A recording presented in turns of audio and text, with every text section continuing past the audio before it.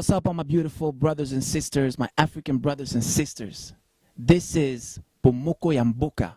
Welcome to this site. Stay tuned, because here you will find all the information you need. One love.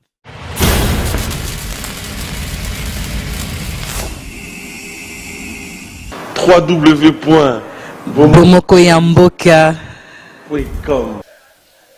Bonsoir, bonsoir chers internautes, encore une fois, soyez le bienvenu sur votre site internet www.bomokoyamboka.com. En lingala, on dit Bipai Masolo et les Kaka. Là où se disent tout en vérité et en vérité. Vous êtes branchés sur les ondes de Meba Vision. Une émission spéciale aujourd'hui pour le respect et surtout annoncer qu'il faisait beau. Voilà pourquoi nous devons rester sans lunettes fumées bien sûr. C'est pour nous l'honneur et la grâce d'être accompagnés aujourd'hui et partager ces moments avec un homme de Dieu que le Seigneur est tenté d'utiliser pendant cette période et toujours fortement pour des nations. Il vient de très loin, je l'ai pris en passant ainsi et je n'ai pas voulu rater cette occasion sans pourtant qu'il nous brosse un peu quelque chose, aussi longtemps qu'il y a cette problématique qui règne un peu au milieu de familles, les gens se divisent et les couples. Donc bref, nous allons parler aujourd'hui à cœur ouvert comme l'intitule notre émission à cœur ouvert. Alors sans pour autant monopoliser la parole, j'aimerais bien vous présenter notre invité de ce jour, de ce soir. Cher pasteur, bonsoir et bonjour pour ceux qui nous suivent de très loin. Bonjour, évangéliste Meba. Je tiens à vous signaler que c'est le pasteur David Mapamboli, autrement dit David Blessing. Why they call you David Blessing? Pourquoi on vous appelle pasteur David Mapamboli?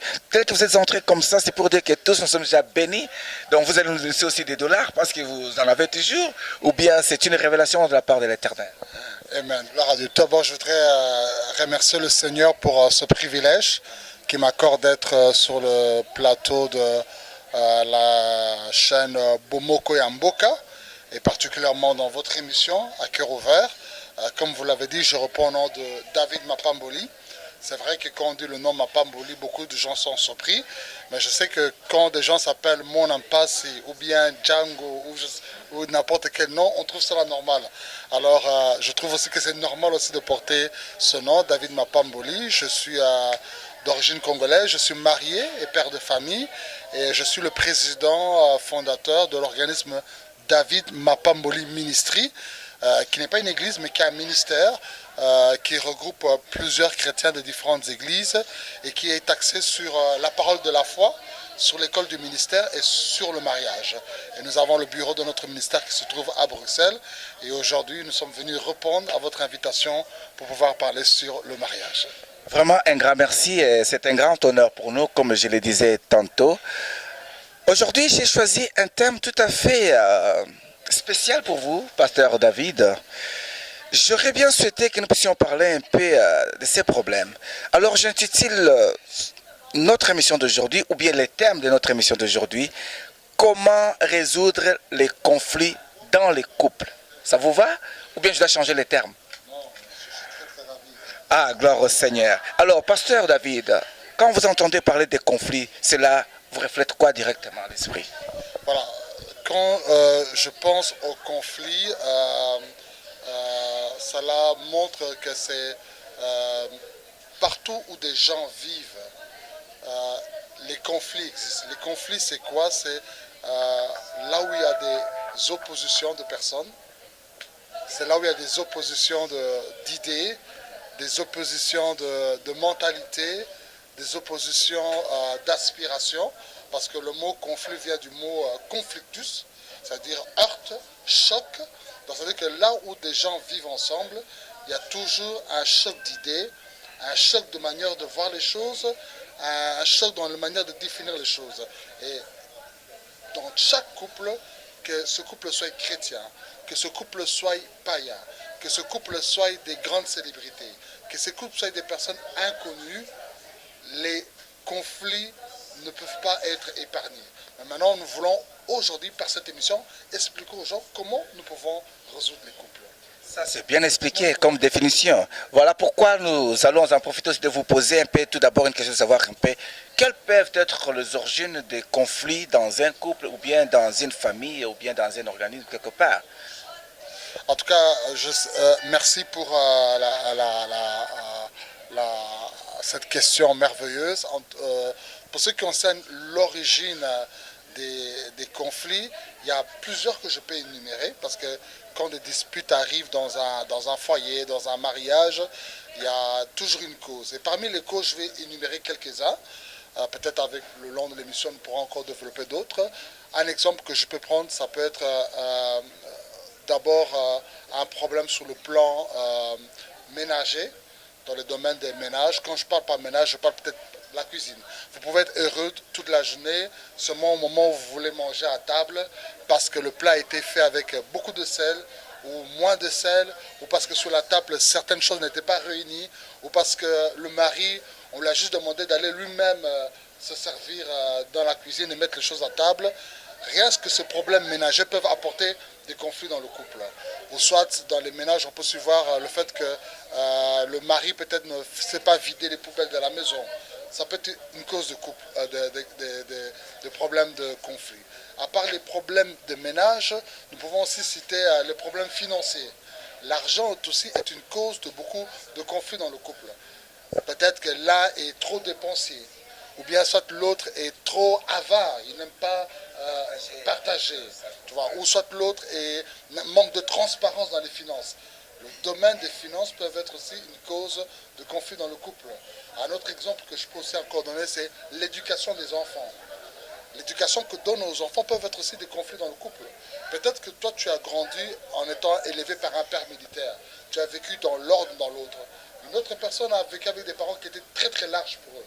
C'est-à-dire qu'elle était vraiment un enfant gâté. Maintenant, arrivé maintenant dans le couple, l'autre veut reproduire ce qu'il a vécu chez lui. Que non, mon papa, c'était vraiment l'école militaire. Tout doit être bien rangé. Et l'autre aussi vient aussi reproduire que non, moi j'ai été un enfant gâté. Et maintenant, on ne sait pas maintenant quelle est l'éducation que donne. Quand l'autre veut amener le style école militaire et l'autre amène le style enfant gâté, ça crée maintenant un conflit dans le couple. Un autre exemple que je peux aussi donner, c'est au niveau du travail. Le travail aussi peut être une cause de conflit dans le couple. Comment ça, Pasteur David? Parce que apparemment, ça a été comme une source de bénédiction. Ça doit être vraiment le moyen idéal afin que les couples soient encore consolidés, rester soudés. Explique-nous un peu. Ouais, en tout cas, le travail, c'est vrai que le travail est une bénédiction parce que celui qui ne travaille pas ne mangera pas. Alors, ce que je voudrais dire, c'est que le travail, c'est une bénédiction, mais le travail ne doit pas prendre la place de Dieu dans ta vie. Il y a certaines personnes, le travail devenait un Dieu pour eux. C'est-à-dire, du lundi au dimanche, justement, papa, tu ne fais que travailler. Tu n'as plus de temps pour ta femme, tu n'as plus de temps pour tes enfants. Les enfants, la femme peut avoir une sécurité financière, les enfants avoir une sécurité financière, mais ton épouse et tes enfants ne vont pas seulement se contenter à avoir seulement l'argent que tu amènes du travail. Ils ont aussi besoin d'avoir la présence de leur papa. Ils ont aussi besoin d'avoir la présence de leur mari. Ou quoi, ça peut être aussi le sens contraire. C'est peut-être la femme qui travaille beaucoup et maintenant, à cause du travail, ça prive aussi certaines choses dans le domaine sexuel parce que lorsque le mari veut la toucher, non, je suis fatigué, j'ai beaucoup travaillé, tout ceci. Alors, ça devient aussi des causes de problèmes dans le couple. Et donc, à part aussi le travail, aussi le plan sexuel.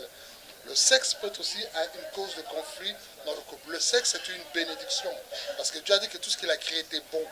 Mais maintenant, quand on ne sait pas satisfaire l'autre sexuellement, ou soit il y a des privations inutiles dans le domaine sexuel, ça peut aussi devenir une cause de conflit dans le couple. Il y a aussi les problèmes des belles familles qui peuvent être aussi des causes de conflit. Donc, il y a beaucoup de choses que nous pouvons énumérer parmi les causes des conflits dans le couple. J'aimerais bien que nous puissions rester, ou en rester un peu là pendant quelques instants, parler un peu de ces deux volets-là. La sexualité et aussi les problèmes de belle famille. Ça, c'est vraiment très capital, je dirais, l'une de base même aujourd'hui des problèmes dans le mariage. Nous voyons aujourd'hui beaucoup de jeunes gens, voire même dans la famille chrétienne, cherchent des stimulants pour essayer un peu d'amener l'autre, je ne sais plus, au nirvana, mais je ne sais pas dans quel monde, en cherchant, je ne sais pas quel genre de produit. J'en ai entendu des noms, de kangourou, il y en a plein de choses là, de mots là, rien que pour, tout à fait. Et en tant qu'un homme de Dieu, qu'avez-vous comme conseil à prodiguer vis-à-vis de tous ces gens ou ces femmes qui exigent leur mari en avoir autant de fois que l'homme parfois ne peut pas arriver à la hauteur ou la femme aussi ne peut pas céder à la hauteur? Que pourriez-vous dire sur ce sujet-là? Voilà, donc par rapport à ces deux points que vous avez dit, Avant que nous puissions parler de la belle famille, bien sûr. d'abord sur le domaine de la sexualité, comme je disais que lorsque Dieu a créé Adam et Ève, Dieu les a bénis et Dieu leur a dit soyez féconds et multipliez-vous. Donc Adam et Ève avaient non seulement le devoir de diriger la terre, mais ils avaient aussi le devoir de pouvoir se reproduire. Et pour se reproduire, Adam et Ève n'allaient pas se regarder face à face. Ils n'allaient pas seulement prier, mais ils devaient se joindre, s'accoupler, passer par des relations sexuelles pour que la multiplication de la race humaine se fasse sur Terre.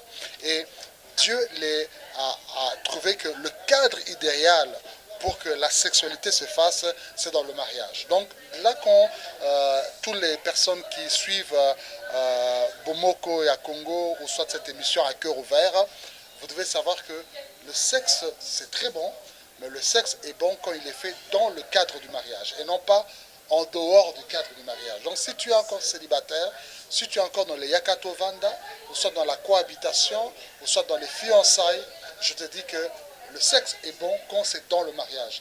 Quand vous le faites en dehors du cadre du mariage, dans tous les autres cadres, là le sexe est mauvais et ça devient tordu et ça apporte beaucoup de frustration. Alors, concernant la question que vous dites sur les stimulants, voilà. Ce qui est très important, vous pouvez prendre les stimulants aujourd'hui. Je prends les stimulants, soit que la femme prend quelque chose, vous êtes satisfait aujourd'hui, mais il ne faut pas regarder le plaisir d'aujourd'hui. Il faut regarder un peu les conséquences que ça va amener plus tard.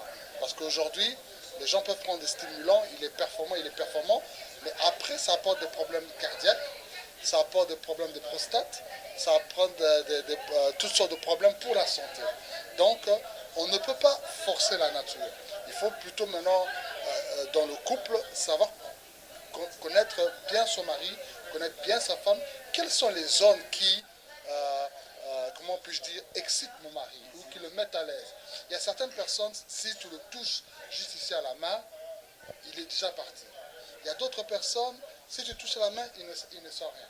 Alors, surtout pour les hommes et les femmes, je donne toujours un exemple, c'est que l'homme, il fonctionne comme une voiture à moteur d'essence.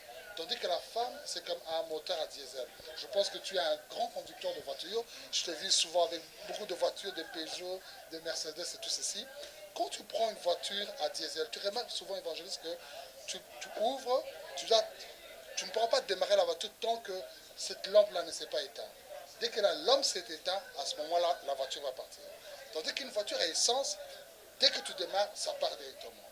Donc, un homme, dès qu'une femme peut le toucher comme ça, il est déjà parti comme une voiture à essence. Tandis qu'une femme, elle est comme une voiture à diesel. Tu peux venir la toucher comme cela, non. La femme, ça demande un préliminaire. Il y a un travail qu'il faut faire. Il faut peut-être déjà la préparer le matin, en étant galant avec elle, en étant à ses services. Et donc, quand tu fais toutes ces choses durant la journée, ou bien peut-être l'amener dans un beau cadre, dans un restaurant, ou au cinéma, ou à un cadeau, toutes ces choses préparent le terrain.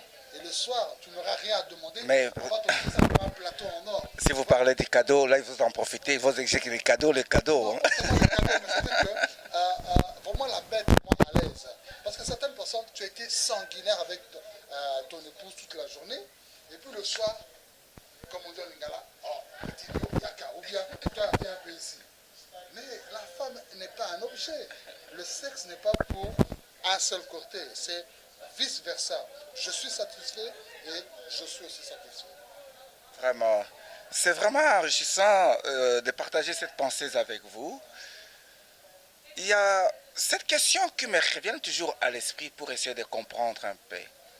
réellement, si on aime son enfant et qu'on s'engage à laisser cet enfant partir vivre dans le mariage, en tant que parents, avons-nous le droit de prendre le dessus encore sur la vie de notre fille, la ramener ou la faire sortir de son mariage, ou bien aller l'étouffer dans le mariage, que ce soit les garçons ou la fille, bien sûr, ou la femme? Alors, Est-ce que je me pose un peu si c'est le droit ou bien c'est juste dans des coutumes qui se font comme ça, en tant que spécialiste du mariage? gloire à Dieu, bon, spécialiste, c'est une particularité que le Seigneur m'a donnée.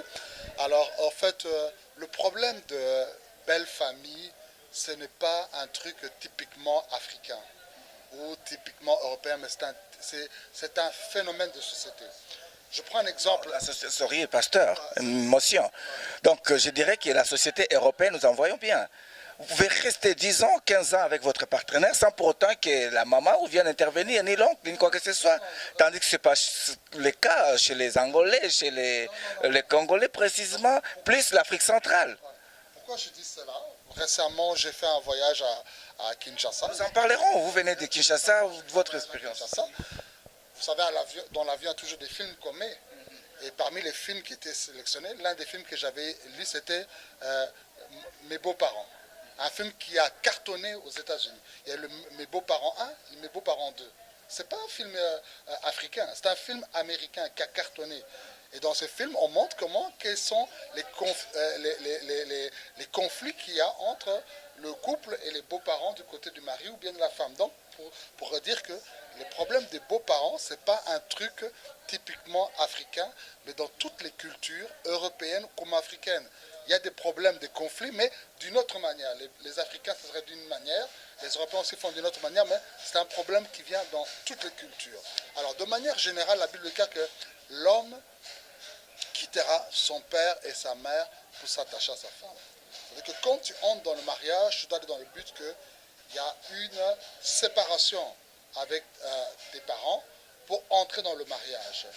Quand on parle de séparation, on ne parle pas de division. C'est-à-dire que ça ne veut pas dire que parce que je me marie, j'aurai plus de contact avec mes parents, je ne vais plus parler avec eux, s'ils viennent chez moi, ce sont des sorciers. Non, ce n'est pas ça.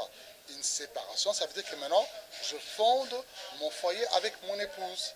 C'est-à-dire que les décisions que je prends, je ne peux plus prendre les décisions que non, il faut que je consulte maman, je consulte papa. Non, la première personne que je consulte, c'est mon mari, c'est mon épouse. Mais malheureusement, nous constatons que beaucoup de gens, ils entrent dans le mariage, mais c'est comme si le cordon ombilical qui le liait à sa maman est toujours là, et comme si ce n'était pas coupé. Et vous êtes dans le mariage, c'est la maman est au fin fond à des milliers de kilomètres, mais c'est comme si elle a une télécommande, c'est elle qui téléguide tout ce qui se passe dans votre foyer. Quand elle fait comme ça, là, vous vous disputez. Quand elle fait ceci, voilà. Si c'est pas maman a dit, mon père était comme cela. Chez nous, on était comme cela. Oui, ton père était comme ça, maman a dit, mais maintenant, ce n'est plus ton père ou maman, maintenant c'est notre foyer. Voilà. Donc, ce qui est important, c'est d'abord votre couple, mais vous devez aussi tenir compte de l'expérience qu'a eu vos parents. Nous voyons plusieurs fois dans la Bible où même Abraham dit que non, si tu vas chercher une fille pour épouser mon fils Isaac, à son serviteur Éléazar, cherche une fille de telle catégorie.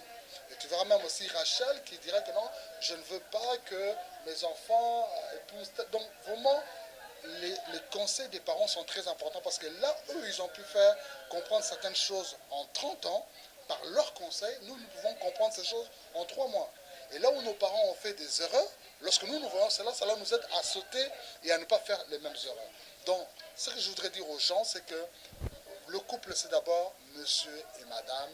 Fondez votre foyer à vous avec les enfants. Mais ne vous divisez pas avec vos parents. Vos parents restent toujours vos parents. La Bible honore ton père et ta mère pour vivre longtemps et acquérir de l'expérience. Si Ruth avait négligé sa belle-mère, Naomi, elle n'aurait pas eu Boaz. Tu sais que non seulement Boaz avait dit à Ruth, va là-bas dans ce champ, mais il lui a donné la technique, il a dit non, que quand tu iras là-bas, couche-toi sous ses pieds. Il sera ivre. Tu vois, comment cette femme connaissait cela? Elle a eu l'expérience de la vie. Que non, que si tu te couches auprès d'un homme au bas de ses pieds, tu peux l'avoir fait facilement. Et en écoutant cela, Ruth a gagné le cœur de Boaz. Et nous savons la suite, comment à partir de Ruth, la descendance royale est arrivée. Donc, il y a beaucoup de secrets que nous pouvons aussi tirer de nos parents, de nos beaux-parents, pour pouvoir fonder des foyers. Vraiment très enrichissant et surtout bénéfique. Je dirais que la gloire soit rendue au Seigneur. Et surtout le passage de Ruth chapitre 2 que vous venez d'évoquer, c'est vraiment tout à fait. Et c'est juste une pensée qui remonte encore à l'esprit pour tout simplement que la bénédiction est liée aussi à son CV. Voilà pourquoi j'aurais bien souhaité que vous reviendrez encore une fois sur notre plateau, parce que nous allons parler cette fois-là de l'héritage dans le mariage. Parce qu'il y a ce que l'on a hérité de nos parents, de nos beaux-parents aussi, et ce que nous pouvons aussi hériter dans le mariage. La legacy. Alors, presque à la fin de notre émission, Pasteur David Mapamboli, moi j'aime vous appeler toujours Pasteur Blessing. Parce que vous avez trouvé la grâce d'avoir une charmante épouse qui est aussi chantre de l'Éternel, Madame Bobette Blessing, dont je salue en passant. Et j'aimerais vous poser presque la dernière question avant que nous puissions clôturer.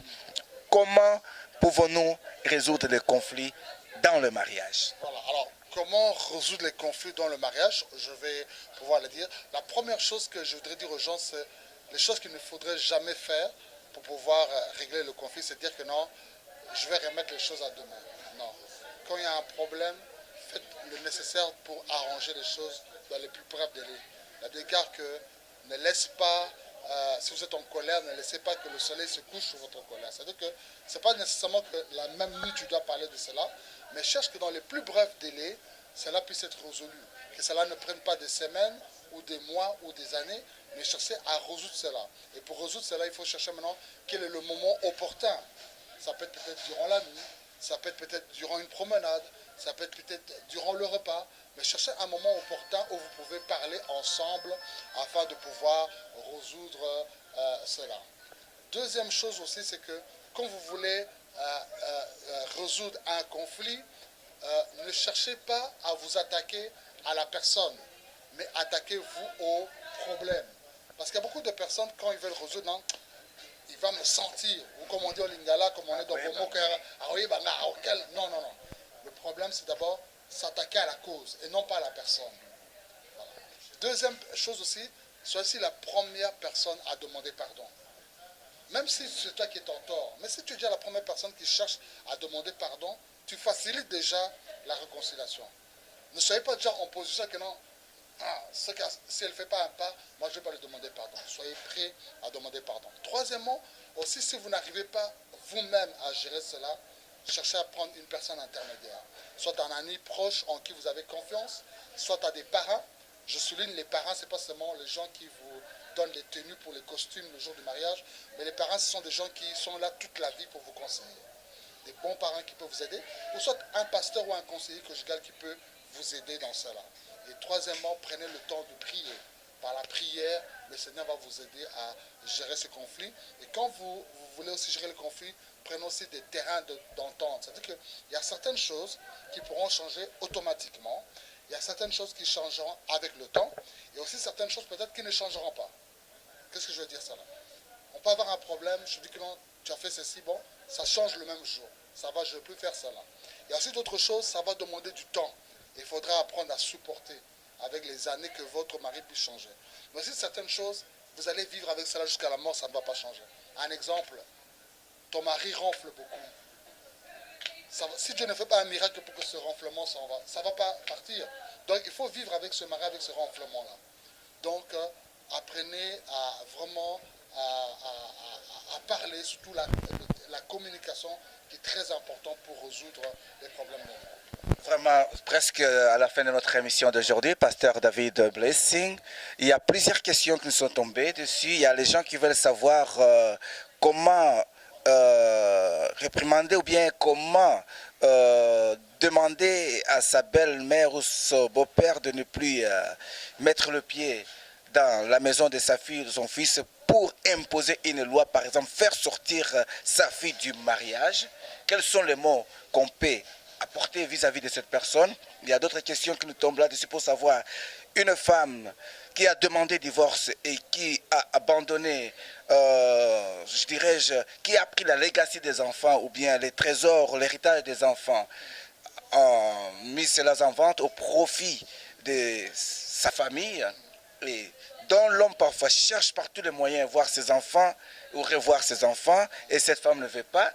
Comment résoudre ce genre de problème, par exemple? Il y en a plusieurs questions qui nous sont tombées dessus, mais nous aurons l'occasion de vous avoir sur notre plateau en partager.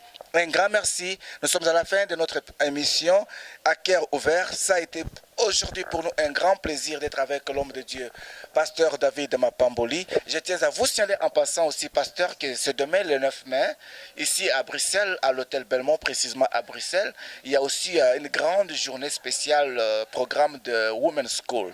Women's School, c'est un programme qui englobe presque de femmes venant du monde entier qui parlent. En l'occurrence, cette année-ci, il y aura la spécialité vraiment de Madame Myriam Ba et prophétesse Magdala de Nazareth. Alors, je vous invite à ce programme. Pour plus d'infos, voici le numéro qui s'affiche en bas de vos écrans. Vous pouvez toujours nous rejoindre et poser vos questions. Arrivés à la fin de notre émission, un grand merci à la réalisation et un grand merci à notre cameraman que j'ai déjà d'avance. Merci à MM Motokat Namolimo. Dernier mot, pasteur David. Alors, le dernier mot d'abord, merci d'abord au Seigneur, je donne gloire à Dieu. Je voudrais aussi en profiter pour saluer ma ravissante épouse. Je le dis toujours, je suis l'homme le plus comblé du monde, je suis la plus belle femme du monde. En privé, je lui dis que je l'aime dans ma chambre. En public, je voudrais encore le dire sur les réseaux, sur l'internet, que non, sur la télévision, que je t'aime, à elle et à mes enfants. Et donc, comme je vous ai dit, nous avons le bureau de notre ministère, David Mapamboli Ministry, qui est à Bruxelles. Vous avez besoin d'une prière, d'un conseil ou d'être écouté dans le domaine du couple. N'hésitez pas à prendre contact avec nous au 0032 488 36 92 61. Que Dieu bénisse Bomoko ya Congo, que Dieu bénisse aussi Bomoko ya Mboka. Ya Congo, bien sûr, par la révélation. Voilà. Et toute l'équipe du Frère Jean. C'est votre émission évangéliste à cœur ouvert. Il n'y a plus de mots, juste pour vous dire que la gloire soit rendue à notre Seigneur, toujours prêt pour vous servir. Là où nous ne pouvons pas, la main de Dieu est puissante pour agir. God bless you, take care and be one. You know how I love you. From my heart, I want to just say, you are mine and you shall be mine forever. I mean, Magda Vida. Thank you.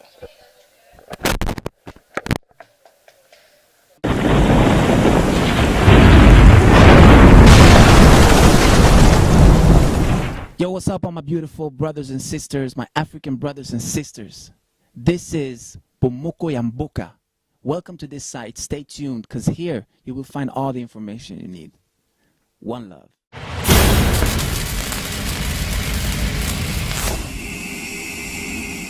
www.bomokoyamboka.com